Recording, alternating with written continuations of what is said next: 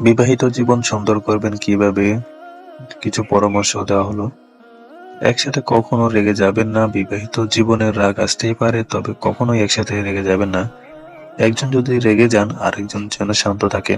এতে পরিস্থিতি নিয়ন্ত্রণে থাকে এবং সম্পর্ক ক্ষতিগ্রস্ত হয় না। একসাথে সময় কাটানোর অভ্যাস গড়ে তোলো। দুজন একসাথে রান্না করা, ঘুরতে যাওয়া, দিনে অন্তত একবেলা একসাথে টেবিলে খাওয়া, এই ছোট ছোট অভ্যাসগুলো সম্পর্ককে দৃঢ় করে। সময় দিন এবং সময় উপভোগ করুন।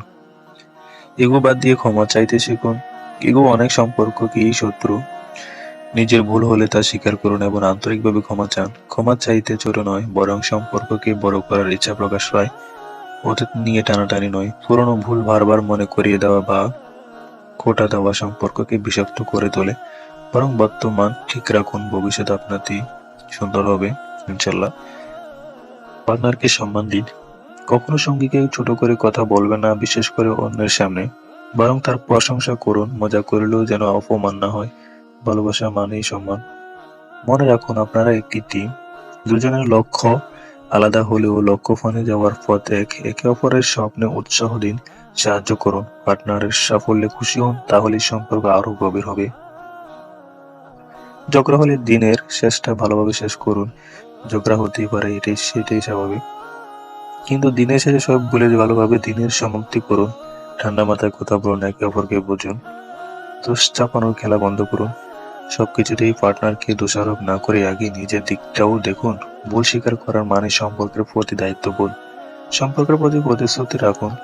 একই মানুষের সাথে সারা জীবন কাটানোর ইচ্ছা থাকতে হবে। বারবার মন অন্যদিকে গেলে সম্পর্ক টেকানো সম্ভব নয়। সম্পূর্ণ মনোযোগ দিন আপনার সঙ্গীর প্রতি।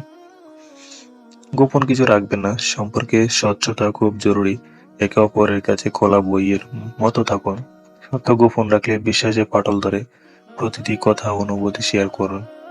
পরিশেষে কিছু কথা বলি, শেষ করব। বিবাহিত জীবন একটি সুন্দর যাত্রা, যেখানে দুটি মানুষ একে অপরের হাতে হাত রেখে পথ চলা শুরু করে।